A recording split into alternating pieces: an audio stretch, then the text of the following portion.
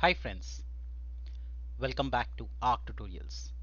This is SQL complete tutorial series for absolute beginners.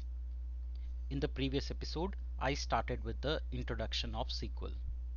Today, we are going to learn and do the installation of some of the popularly available relational databases. The databases I'll cover today are MySQL and PostgreSQL. These are free to download, free to use in your commercial applications as well. That's why I'm considering that. But however, like I said in earlier episode, you can use any SQL vendor or product. This is part 2 of the series. Before we get started, please do support me and my channel by liking, commenting, sharing and subscribing to my channel. If you need any tech support or training for your job, let me know at surya.arad@gmail.com. Alright, so part 2 today we are doing installation of Postgres and MySQL. Alright, so now when we talk about installation, it will differ from the operating system that you're using. I am running Mac, so I will go for the DMGs of it.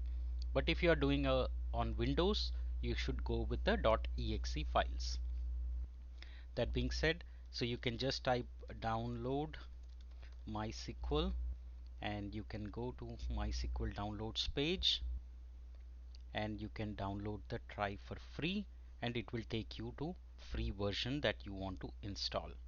Okay, now like I said, this would give you different in terms of the operating system. You would have .exe and all that. The other way of installing is through WAMP server download. This is nothing but Windows, Apache, MySQL and PHP.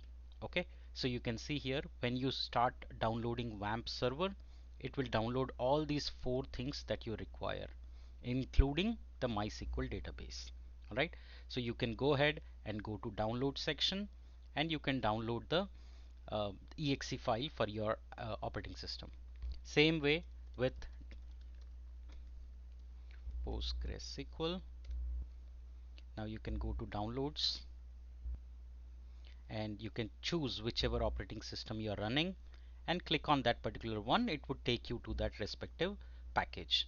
If it's Mac OS, it would be .dmg for me, for it would be for exe for you. So once you download, it would be just the next clicks. I have installed MAMP, which looks like this. So if I do localhost 8888, I should be able to see the PHP myadmin because I have installed it. So you can see here, this is my databases. This is running on 8889. So MySQL is installed and it's running. Same way, if you do the Postgres, when you install, you should see something like this. And you can click on start to start that particular database. Now it's up and running. You can double click on it and you can see and navigate the application. All right. So I'm not going into too much details of installation because this is something very specific to each one of you. Make sure that these two are available. I will not cover too much, but like I said, just go ahead, download the respective DMG or exe files, and then you should be able to see this if you're running WAMP on your machine or MAMP on Mac.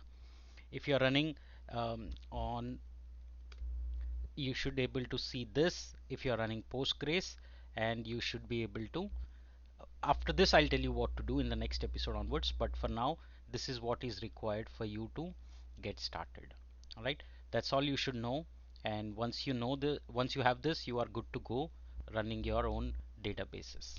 Alright, do let me know if you have any questions because that's where a lot of people have issues in getting started. I'm here to help. Let me know in the comment section. I'll take it forward and I'll help you with the installation.